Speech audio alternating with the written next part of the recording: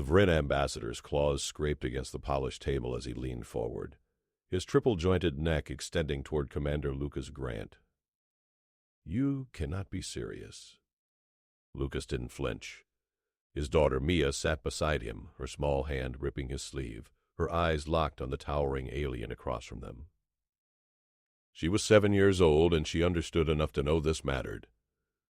"I'm completely serious," Lucas said. "The colony laws are clear. Interspecies marriage is legal. I'm proposing to Kesara." The ambassador's throat sac inflated, a deep rumble echoing through the diplomatic chamber. 3 other Vrin delegates shifted in their seats, their scaled bodies rippling with what Lucas had learned to recognize as shock. Beside him, Kesara remained perfectly still, her silver eyes unblinking, her 4-fingered hands folded on the table. "No one marries our race," the ambassador said, each word deliberate. "Not in 3,000 years of galactic history. Not once." "Then we'll be the first," Lucas replied. Mia squeezed his arm tighter. The ambassador's gaze shifted to Kesara. "You would accept this? You would bind yourself to a human, to his offspring, knowing what it means?" Kesara's voice came out smooth, musical despite the translator's mechanical overlay. "I would. Your clutch will disown you. Your lineage will be erased from the stones. You understand this?" "I do." The chamber fell silent, except for the hum of the station's life support. Lucas had met Kesara 9 months ago when she'd been assigned as the colony's xenobiology consultant. She'd taught Mia the Vrin number system. She'd stayed late after shifts to help Lucas understand the complex protein chains that kept the colony's crops alive in the harsh atmosphere. She'd been there when Mia had nightmares about her mother, who died 2 years ago during the colony's founding crisis. The ambassador rose to his full height, nearly 8 feet of scaled muscle and ancient pride. "If you do this, Kesara, you will be the first of our kind to ever take a mate outside our species. The Council will not recognize it. The temples will not bless it. The colony will," Lucas said, standing. "Earth will. And that's enough." The ambassador's eyes narrowed.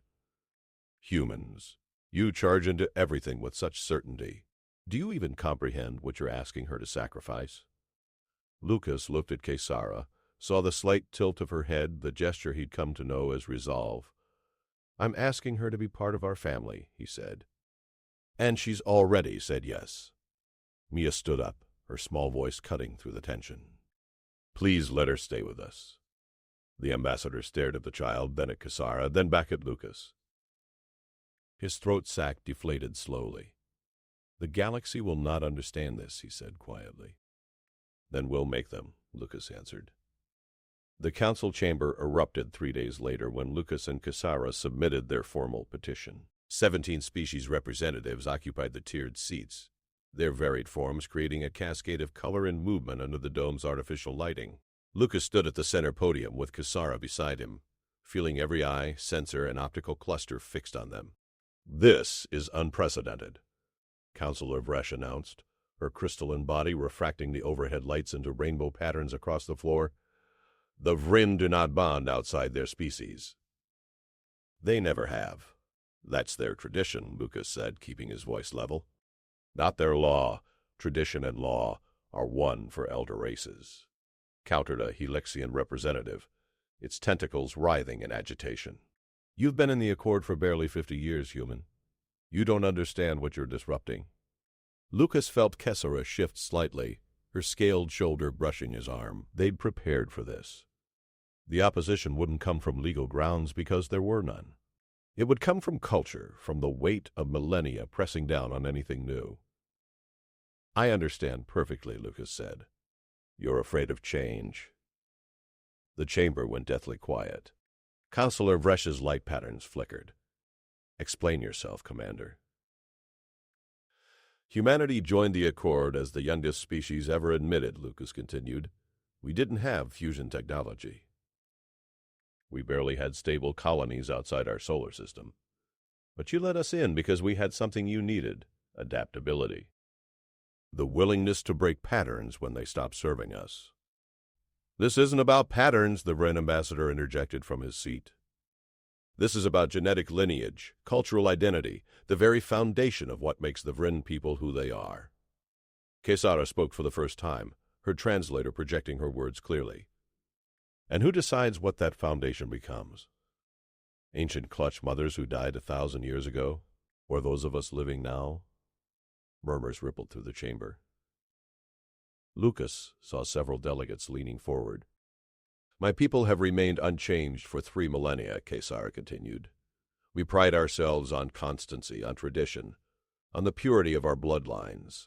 But constancy without growth is stagnation. I have walked among humans for less than a year, and I have seen them accomplish what my people debate for decades. They do not fear the new. They embrace it. They're reckless, someone called from the upper tiers. They're alive, Kesara shot back. Truly alive, not simply existing within the boundaries their ancestors carved. Lucas watched the ambassador's throat sack inflate again, but Kesara kept talking. I have served the Accord for 63 years. I have conducted research on 47 worlds. I have never violated protocol, never questioned the clutch hierarchy, never stepped outside the role assigned to me at hatching. And in all that time, I have never felt what I feel when Mia asks me to read her stories at night, when Lucas trusts me with decisions about their home, when they include me not as a consultant or a colleague, but as family. She turned to face the Vryn delegation directly. You say no one marries our race, but perhaps that is because we have never allowed ourselves to be worth marrying. We hold ourselves apart, superior, unchanged, and we wonder why we are alone. The ambassador rose slowly from his seat. Lucas tensed, ready for condemnation. Instead, the massive alien bowed his head, a gesture Lucas had never seen a Vryn perform. You shame us, Kesara, the ambassador said quietly. And perhaps we have earned that shame. Counselor Vresh's lights stabilized into a steady blue. The petition is legally sound. Unless there are formal objections based on Accord law rather than cultural preference, we will proceed to vote. No one spoke. Then we vote now, Vresh declared. All in favor of recognizing the proposed union between Commander Lucas Grant and researcher Kesara under Accord law? Lucas held his breath as the lights began to appear across the council board. Green for approval, red for denial, yellow for abstention. One by one they illuminated. Green, green, yellow, green, green. The board filled with more green than Lucas had dared hope. The petition is approved, Vresh announced. The union is recognized. Kesara's hand found his, her scaled fingers interlacing with his own. Lucas squeezed gently, feeling the tremor running through her. They'd done it. Behind them, the chamber doors opened. Mia rushed in, her guardian close behind, and wrapped her arms around both of them. Does this mean Kesara can come home? Mia asked. Lucas looked down at his daughter, then at Kesara. Seeing the silver shimmer in her eyes that he'd learned meant tears. Yeah, sweetheart, he said. It means she's home. No one ever marries our race. My daughter needs a mother, said human.txt. The backlash hit within hours. Lucas was reviewing colony water filtration reports when his comm terminal lit up with incoming priority messages. Dozens of them. Then hundreds. Dad, what's happening? Mia asked from her spot on the floor where she'd been drawing pictures of their family, now including Kesara with her distinctive scaled head and silver eyes. Just some chatter, kiddo, Lucas said, but his jaw tightened as he scanned the message headers. Most came from Earth, some from Vryn territories. Others from species he'd barely heard of. Kesara entered their quarters carrying a data pad, her expression unreadable. The galactic networks are on fire. Lucas pulled up the main feed on the wall display. News streams from 40 different worlds scrolled past, all featuring the same image, him and Kesara leaving the council chamber, Mia between them holding both their hands. Humanity's latest transgression, read one Helixian headline. Vryn researcher betrays her people for human emotion, declared a Vryn cultural site. Is nothing sacred to these newcomers? Questioned an opinion piece from a Centauran philosopher. But other headlines cut through the negativity. Love knows no species. From a human colony near the Orion sector, Could this change everything? From a progressive Vryn youth network, the Accord's first true interspecies family, from an independent journalist collective. Lucas's terminal chimed with a direct call. Priority Alpha. He recognized the encryption signature immediately. Admiral Patricia Kane, Earth's Accord liaison and his direct superior. He accepted the call. Kane's face filled the screen, her gray hair pulled back tight, her expression carved from granite. Commander Grant. I've been fielding calls for 3 hours straight. The Earth Council wants answers. So do I. Admiral, the petition was legal. I don't give a damn about legal, Kane interrupted. I care about practical. You've created a diplomatic firestorm at the worst possible time. The trade negotiations with the Vryn economic sphere are hanging by a thread. They supply 60% of our advanced medical technology. Lucas felt Cassara move closer, standing just outside the camera's view. With respect, Admiral, my personal life shouldn't impact trade negotiations. Kane's laugh was sharp and humorless. You think the Vryn see it that way? You married one of the researchers. Their people are treating it like you stole a national treasure. Half their clutch councils are calling for economic sanctions against human territories. Then they're overreacting. They're responding exactly as their culture dictates, Kane said. And you knew that going in. So tell me, Commander, was it worth it? Was making a statement about human exceptionalism worth potentially destabilizing our relationship with one of the Accord's founding species? Lucas felt anger rising in his chest. This wasn't about making a statement. This was about my daughter having a mother again. About Cassara having a family. About two people who... Save the romance, Grant.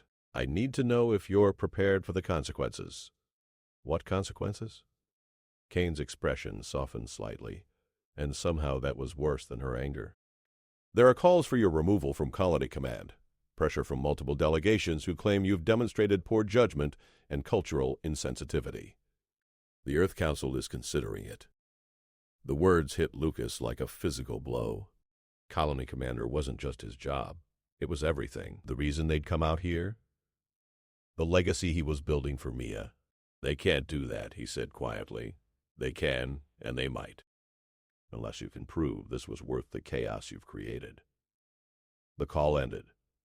Lucas stood frozen, staring at the blank screen. Cassara stepped into view, her hand resting on his shoulder. I did not know this would cost you so much. It's not your fault. It is entirely my fault. I knew what my people would do. I should have warned you more clearly. Mia had stopped drawing. She looked up at them with worried eyes. Are they going to make you leave, Dad? Lucas knelt beside her, forcing a smile. I don't know, sweetheart. But whatever happens, we'll figure it out together. His terminal chimed again. Another call, but this one had an unfamiliar encryption signature. Lucas accepted it cautiously. A Vryn face appeared on screen, younger than the ambassador, with brighter scales and gold markings Lucas didn't recognize. Commander Grant, my name is Thessa. I lead the reformed clutch movement among the Vryn youth networks. I'm not sure this is a good time. It is the perfect time, Thessa interrupted. Because you need to see this. She transmitted a data file. Lucas opened it and his breath caught. Thousands of messages, images, and video statements. Young Vryn, mostly, holding signs and recording statements. Cassara made the right choice. The old ways are dying. Let them love. There are millions of us, Thessa said, scattered across Vryn territories. We have watched our elders enforce isolation for our entire lives. We have seen opportunities rejected, connections forbidden, growth stunted, all in service of tradition. And we are tired of it. Lucas stared at the flood of support scrolling across his screen.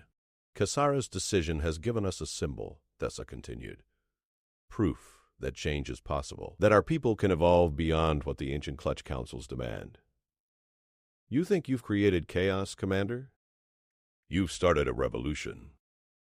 The call ended, leaving Lucas staring at thousands of Vryn faces, young and determined, all standing up for what he and Cassara had done.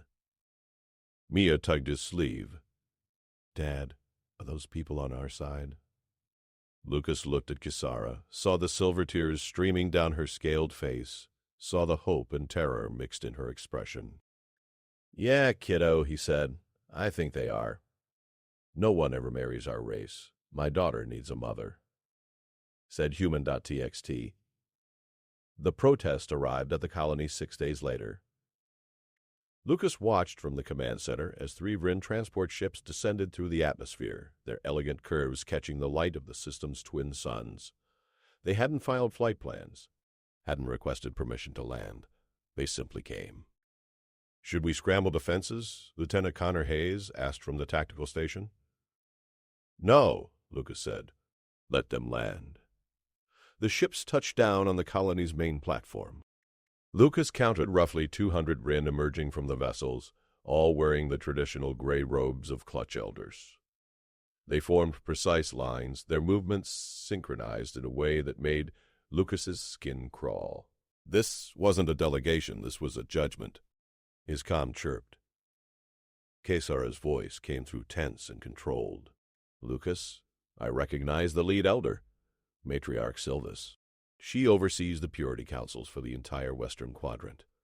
She has the authority to declare me outcast. Can you stall her? No. She will demand to see me immediately. Lucas made his decision in seconds. Then we meet her together. As a family. 20 minutes later, Lucas stood with Kisara and Mia on the landing platform. The Vryn elders had arranged themselves in a semicircle, their faces unreadable, their throat sacs pulsing slowly. Matriarch Silvus stood at the center, ancient even by Vryn standards, her scales dulled with age, but her eyes sharp as broken glass. Kisara of the Southern Clutch, Silvus said, her voice amplified by a translator strong enough to echo across the platform. You have violated the oldest covenant of our people. You have bound yourself to an alien. You have abandoned your lineage. Kesara stepped forward, her posture straight. I have chosen my path, Matriarch. You have chosen exile, Silvus corrected. The councils have convened. Your name will be struck from the lineage stones. Your genetic contribution to future clutches is forfeit. Your family disowns you. You are cast out. Lucas felt Mia's hand grip his tighter. He wanted to speak, to defend Kisara, but he knew this moment wasn't his. Kisara bowed her head. I accept the council's judgment. Silvus's throat sac inflated. You accept it? No plea for reconsideration? No appeal to tradition or mercy? No, Matriarch, because I understand something you do not. The elders shifted, a ripple of movement through their ranks. Explain, Silvus demanded. Kisara raised her head. You think you are punishing me by erasing my name from the stones. By severing me from the clutch hierarchy. But you are actually freeing me from chains I did not know I wore. Murmurs spread through the assembled Vryn. I was hatched into a role, Kisara continued, her voice growing stronger. Designated as a researcher before I could form my first words. My mate was chosen by genetic compatibility algorithms. My clutch assignment was determined by territorial requirements. Every aspect of my existence was decided by councils and traditions and ancient protocols. She turned to look at Lucas and Mia. And then I met them. A human who asked what I wanted, not what I was designated to provide. A child who cared about my stories, not my research credentials. A family that accepted me not because I fit into their hierarchy, but because they simply wanted me there. Kisara faced Silvus again. So yes, Matriarch, I accept your judgment. Strike my name from the stones. Erase my lineage. Because I have found something worth more than genetic preservation and traditional roles. I have found choice, and I have chosen love. The platform fell silent. Lucas saw something unexpected in several of the elders' faces, uncertainty. Silvus remained rigid. Love is irrelevant. The continuation of our species through controlled genetic is failing, a voice called from the elder ranks. Everyone turned. A younger elder stepped forward, her scales still bright, her throat markings indicating high genetic status. I am Elder Thys, and I carry data the matriarchs have suppressed for 2 generations. Sylvis's eyes narrowed. You overstep, Thys. I speak truth, Thys countered. She activated a holographic display from her wrist device. Numbers and genetic sequences filled the air. Our population has declined 8% in the last century. Our genetic diversity has narrowed to critical levels. The controlled breeding programs are creating vulnerabilities to disease, reduced cognitive function, and decreased lifespan. The murmurs grew louder. We are dying, Thys said bluntly. Not quickly, not dramatically, but we are withering from within because we refuse to change. Because we cling to purity at the cost of survival. Sylvis's throat sac deflated. These projections are theoretical. The councils have determined. The councils have buried the evidence, Thys interrupted. Because admitting the old ways are failing would require them to surrender power. But Kisara has shown us another option. Not genetic mixing with humans, necessarily, but the willingness to step outside our predetermined roles, to make choices based on what we need now, not what our ancestors decided 3,000 years ago. Lucas watched as more elders began nodding, their synchronized movement breaking into individual agreement. Sylvis looked at Kisara with something that might have been grudging respect. You truly accept exile? Even knowing what we now face? I do, Kisara said. Because even if every Vren on every world rejects me, I will still have what matters, a family that chose me freely.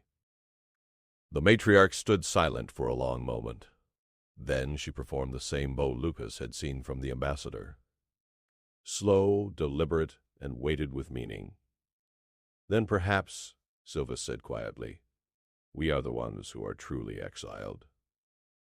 Trapped in our traditions while the galaxy moves forward without us. She turned to the assembled elders. We return to the clutch councils, but we carry this image with us. A Vrin researcher who chose her own path and found happiness we cannot define or control. The elders began filing back to their ships. This lingered, approaching Kisara. What you have done will echo for generations, the sea said. Thank you for being brave enough to be first. As the ships lifted off, Mia looked up at Kisara. Are you sad that they took your name away? Kisara knelt down, bringing herself eye level with the child. No, little one, because I have a new name now. The one you gave me. What name? Kisara smiled, and Lucas saw joy break through her composure. Mom, no one ever marries our race. My daughter needs a mother, said Human Dot text. The emergency transmission reached Lucas during breakfast 2 weeks later. His comm unit flared red with a cord-wide priority coding, the kind reserved for imminent threats. He accepted the call while Kisara helped Mia with her schoolwork at the kitchen table. Admiral Kane's face appeared, but she looked different, exhausted. Frightened. Grant, we have a situation. The Krell swarm has breached the neutral zone. 20 warships, heading straight for Vrincor territories. They'll reach the outer colonies in 18 hours. Lucas's blood went cold. The Krell were the Accord's nightmare scenario, a hive-minded species that had rejected all diplomatic contact, existing at the edge of known space. Their few encounters with Accord ships had been brief and devastating. What does this have to do with me? Lucas asked. Everything. The Krell don't attack randomly. Intelligence suggests they've been monitoring our communications. They saw the chaos your marriage caused. They think the Vrin are weak, fractured, distracted. They're striking now because they believe the Accord's oldest species is vulnerable. Kisara had stopped helping Mia. She stood frozen, her datapad forgotten in her hand. The Vrin have defensive fleets, Lucas said. Not enough. Not positioned correctly. The Krell are targeting agricultural colonies first, civilian populations, millions of Rien who have no military protection. Kane leaned closer to the camera. And here's where you come in. The Viren Clutch Councils are refusing human military assistance. They claim accepting help would prove the weakness the Krell perceive. Their pride is going to get their people killed. Lucas closed his eyes. What do you want me to do? Convince them. You're married to one of their own.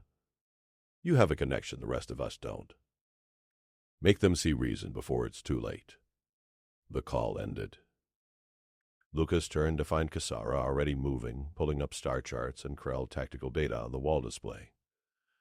The first target will be Haven Colony, she said, her voice clinical, detached. Population 200,000, mostly hatching centers and genetic preservation facilities. If the Krell destroy it, we lose 300 years of carefully maintained bloodlines. Can you contact the councils? Lucas asked. They will not listen to me. I am outcast, remember. Then we go around them. Lucas activated his own comm, cycling through contacts until he found the one he needed. The signal connected. Thessa's face appeared, the young Ryan reformist leader looking harried. Commander Grant, this is not a good time. I know about the Krell. I need your help. Tessa's expression shifted. The councils will not accept human intervention. I'm not asking the councils. I'm asking you, how many reformed Clutch members do you have near Haven Colony? Perhaps 5,000. Why? Because if the elders won't protect their people, then the young need to step up. Can you organize an evacuation? Tessa went quiet. Lucas could see the calculations running behind her eyes. The councils would never forgive such insubordination. We would all be declared outcast. You'll be alive to be outcast. What's more important, tradition or survival? A slow smile spread across Thessa's face. I will make the calls. But, Commander, we will need ships, supplies, coordination, things the reform movement does not have. You'll have them. Stand by. Lucas cut the connection and immediately opened a colony-wide channel. All personnel, this is Commander Grant. We're about to violate about a dozen Accord protocols and probably end my career. Anyone not comfortable with that, speak now. Lieutenant Hayes's voice came through first. Where are we going, sir? Haven Colony. We're evacuating civilians while the Vryn councils argue about pride. The colony transport can carry 5,000, Chief Engineer Dana Price added. If we strip non-essential systems, maybe 7,000. But that's still nothing against 200,000. Lucas looked at Kisara. She met his eyes and nodded once, decisive. Then we call in every favor we have, Lucas said. Every independent trader, every human ship within 3 systems, every species that owes Earth a debt. We're building an evacuation fleet in the next 12 hours. The comm channels exploded with activity. Hayes began coordinating with the colony's small defense wing. Price started pulling engineers to retrofit the transport. Kisara worked the Vryn networks, quietly reaching out to reformed Clutch members, building a grassroots evacuation plan, while the councils remained deadlocked. Mia tugged Lucas's sleeve. Dad, are people going to die? Lucas knelt down. Not if we can help it, sweetheart, but this is going to be dangerous. I need you to stay here with Counselor Williams. Can you do that for me? Mia's lower lip trembled. I don't want you to go. Kisara joined them, placing a scaled hand on Mia's shoulder. Your father has to help save my people, little one, even though they cast me out. Because that is what good people do. Will you come back? Mia asked. Lucas and Kisara exchanged looks. Neither of them answered immediately. We will do everything we can, Kisara finally said.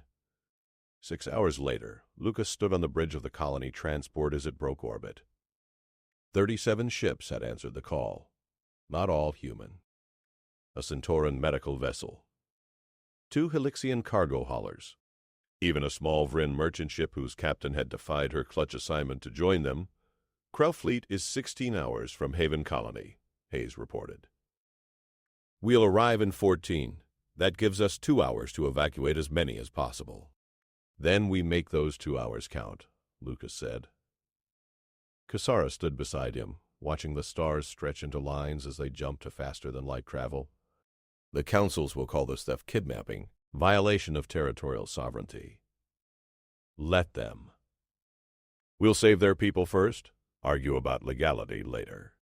The journey took them through 3 jump points. With each one, Lucas felt the weight of what they were attempting settle heavier on his shoulders. 37 ships against 200,000 people. 2 hours against an enemy that had never shown mercy. They dropped out of jump space above Haven Colony, and Lucas's heart sank.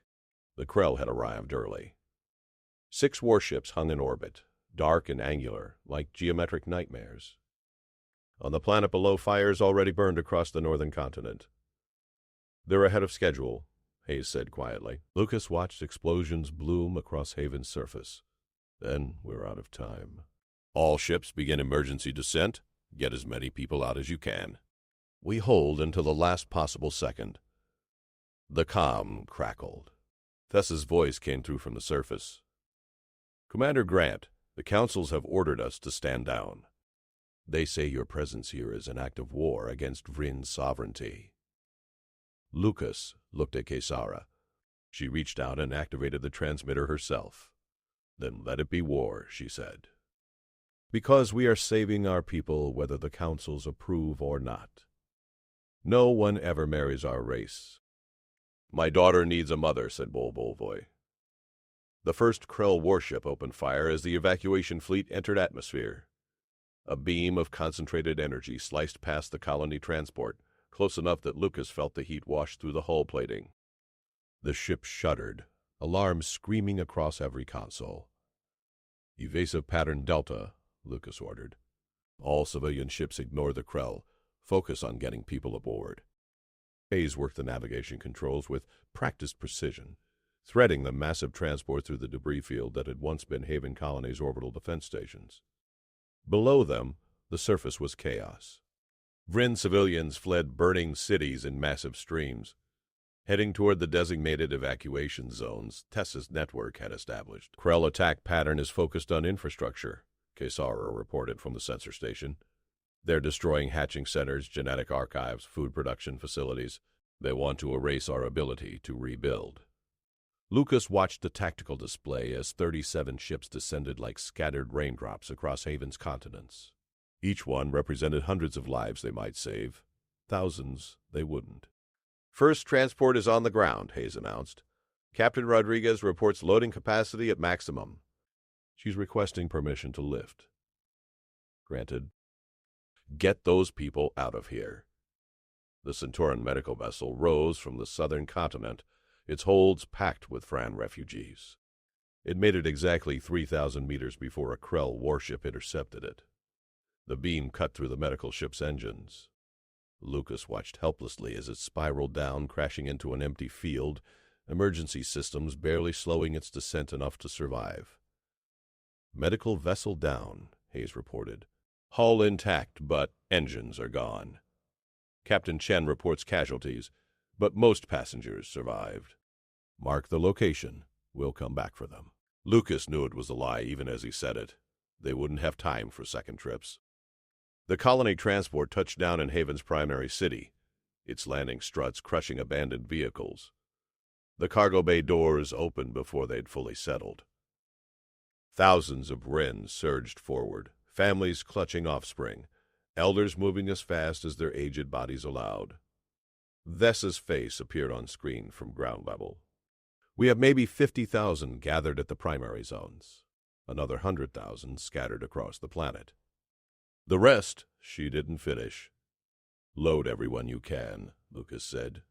"Prioritize the young and—" "No." Kesara's voice cut through. "No prioritization. First come, first aboard. We do not choose who is worth saving." Lucas looked at her, saw the steel in her expression. She was right.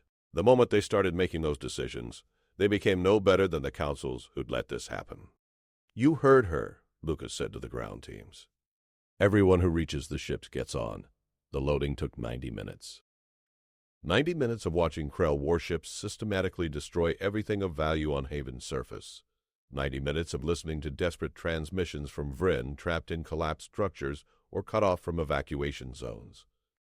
90 minutes of knowing that for every person they saved, 3 more would die.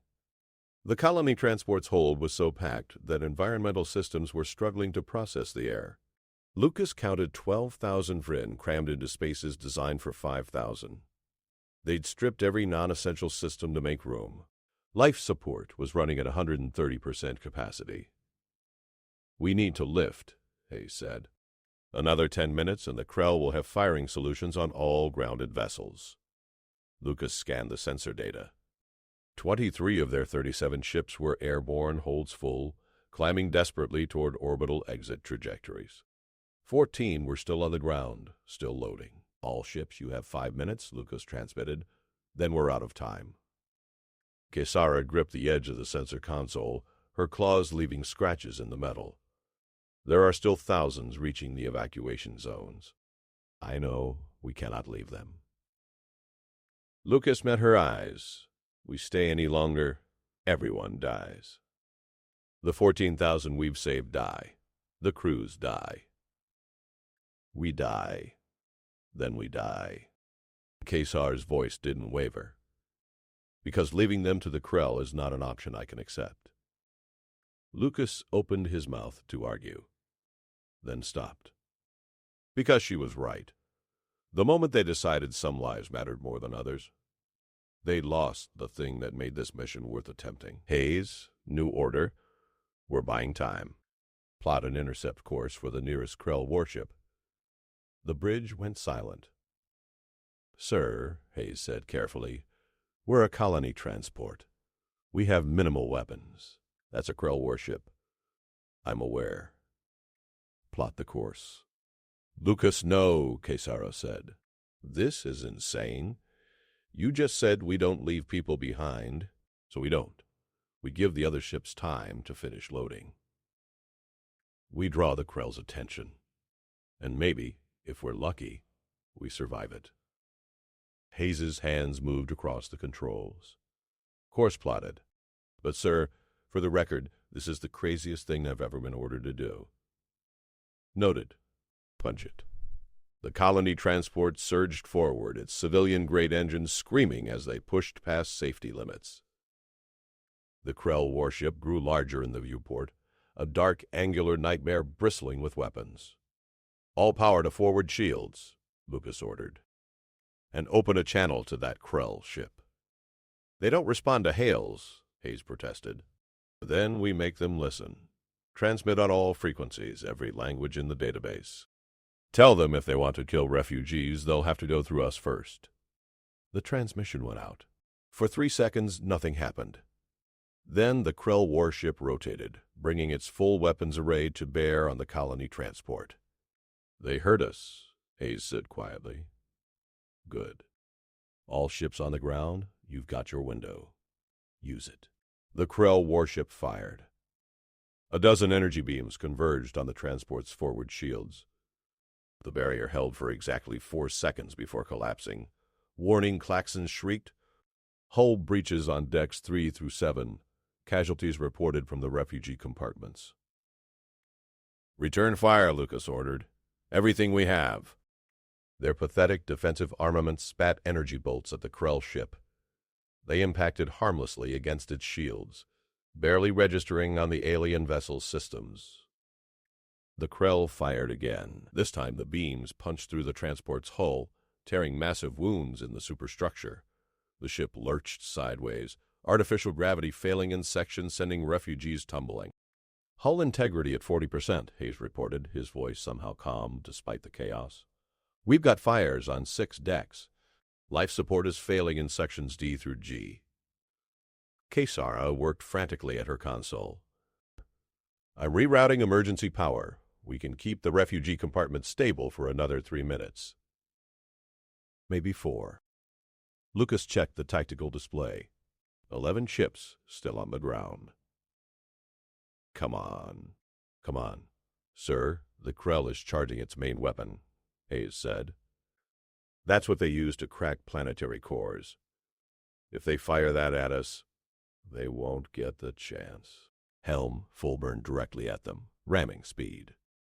"That will kill everyone aboard," Kesara said. "So will sitting here. At least this way we take them with us." The transport accelerated. Warning alarms cascaded across every system. The Krell warship's main weapon glowed brighter, power building for a shot that would atomize them. Then a new voice cut through the comm. Old, authoritative, unmistakably Vryn. Krell vessel, you will cease fire immediately. Lucas's screen flickered. Matriarch Sylvis appeared, her image broadcasting from somewhere in orbit. This is Matriarch Sylvis of the Vryn High Council. You have attacked our people. You have murdered our children. And now you threaten those who came to save us despite our own foolishness. 3 Vryn warships dropped out of faster-than-light travel, weapons already firing. They were smaller than the Krell vessels, older, but they moved with coordinated precision born of 3,000 years of military tradition. The Krell warship targeting the colony transport exploded as Vryn plasma torpedoes overwhelmed its shields. Debris scattered across the orbital space. All remaining Krell vessels, you have entered Vryn sovereign territory, Sylvis continued. You will leave immediately or be destroyed. The 5 surviving Krell warships hesitated for exactly 3 seconds. Then they jumped away, vanishing into faster-than-light travel. Lucas sagged against his command chair, breathing hard. All ships on the ground status report, he managed. One by one, the captains responded. All 14 remaining ships had finished loading. They were lifting off, holds packed beyond capacity, but alive. Sylvis's face remained on the screen. Commander Grant, I suggest you bring your damaged vessel to our fleet repair station. You have saved 47,000 of our people today. The least we can do is fix your ship. Lucas looked at Kisara. She was crying openly now, silver tears streaming down her scaled face. Thank you, Matriarch, Lucas said. Sylvis's expression softened slightly. No, Commander, thank you for showing us that sometimes the greatest tradition is knowing when to abandon tradition. No one ever marries our race. My daughter needs a mother, said Human.txe. 6 months passed before Lucas, Kisara, and Mia returned to their colony. The colony transport had been repaired at the Vryn Fleet Station, its hull reinforced with alien alloys that made it stronger than before. But the real changes had happened elsewhere, in ways Lucas was still struggling to comprehend. The Accord Council chamber looked different this time. More crowded. Representatives from species Lucas had never heard of filled the observation galleries, all wanting to witness what came next. Counselor Vresh's crystalline form refracted the light as she addressed the assembly. 6 months ago, Commander Lucas Grant and researcher Kisara defied conventions that had stood for millennia. They married across species lines. They challenged traditions, and in doing so they revealed weaknesses in the Accord's foundations that we had long ignored.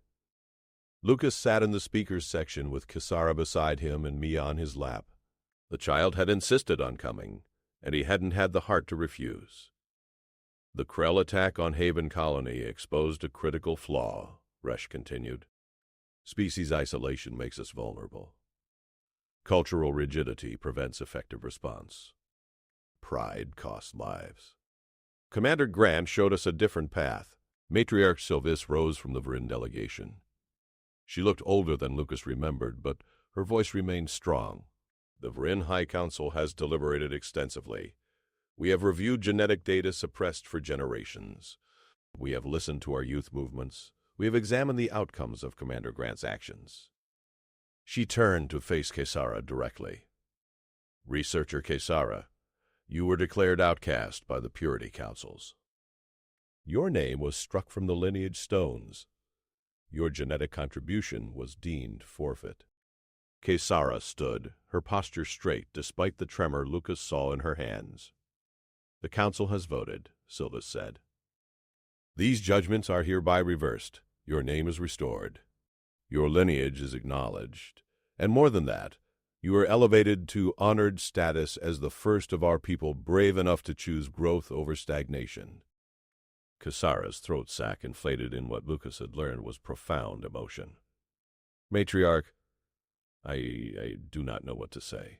Then say nothing. Simply continue living as you have chosen.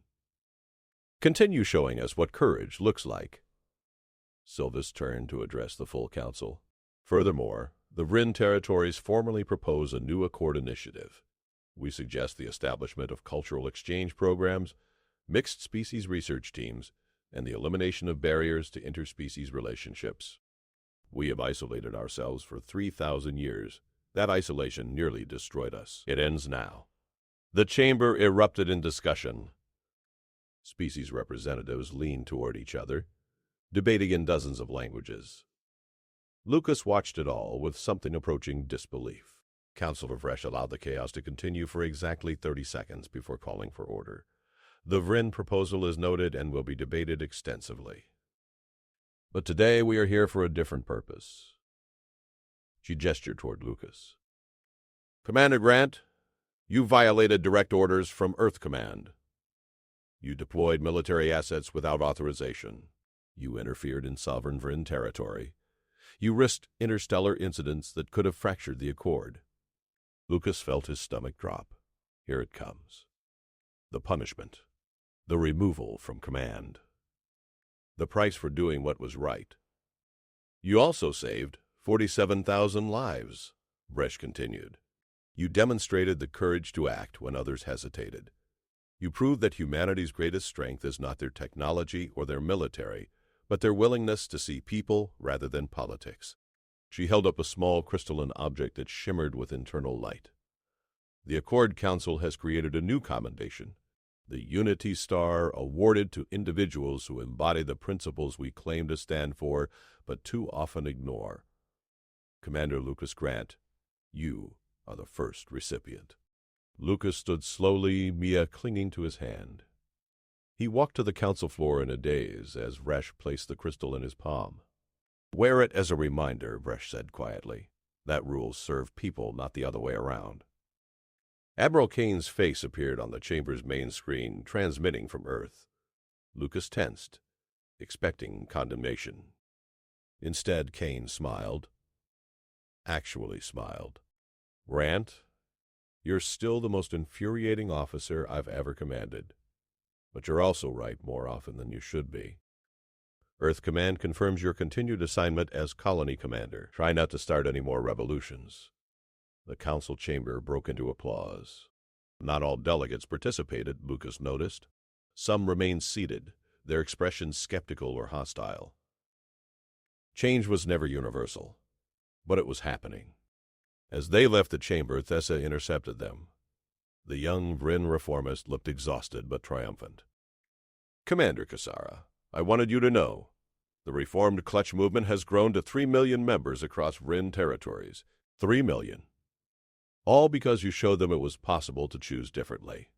What will you do with 3 million voices? Kasara asked. Thessa's smile was sharp. Change everything. The council seats come up for election in 2 years.